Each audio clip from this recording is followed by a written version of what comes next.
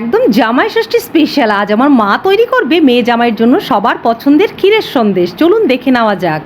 আজ 1 লিটার দুধের সন্দেশ করা হবে। প্রথমেই দুধটা কড়াইয়ে জাল দিয়ে শুকিয়ে ঘন করতে হবে। এবার দুধটা কিছুটা পরিমাণ ঘন হয়ে যাওয়ার পর দিয়ে দিলাম 300 গ্রামের মতো চিনি, মানে 1 লিটার দুধে 300 গ্রাম চিনি যাবে। এবার আবার দুধটাকে নাড়তে হবে যতক্ষণ না দুধটা শুকিয়ে ক্ষীর হচ্ছে। এই যে দেখুন, দুধটা শুকিয়ে পুরো ক্ষীর হয়ে গেছে। এবার ক্ষীরটা একটি বাটিতে তুলে রাখবো। এই যে দেখুন, এবার আবার 100 গ্রামের মতো চিনি কড়াইয়ে ঢেলে দিয়ে সামান্য জল দিয়ে দিলাম, যাতে চিনিটা জাস্ট জলের নিচে ডুবে থাকে। তারপর নাড়িয়ে নাড়িয়ে একটা শিরা তৈরি করব।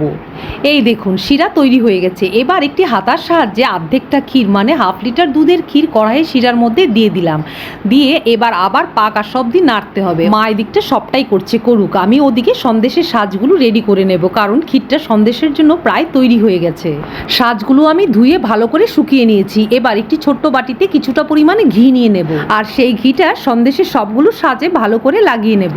এখন গ্যাস ওভেন অফ করে ক্ষীরটাকে নাড়িয়ে নাড়িয়ে সামান্য পরিমাণ ঠান্ডা করে নিতে হবে। এবার হাতে সামান্য জল লাগিয়ে সাজের পরিমাণ ক্ষীর নিয়ে হাতে ঘি মাখিয়ে সাজে চেপে চেপে সাজের সাইজে ক্ষীরটাকে করে নিতে হবে, তবে গিয়ে হবে সন্দেশ। এই প্রসেসেই প্রত্যেকটা সন্দেশ তৈরি করতে হবে। আর সাজ থেকে সন্দেশটি তোলার সময় খুব হালকা হাতে তুলতে হবে। এই বিষয়টি কিন্তু অবশ্যই খেয়াল রাখতে হবে।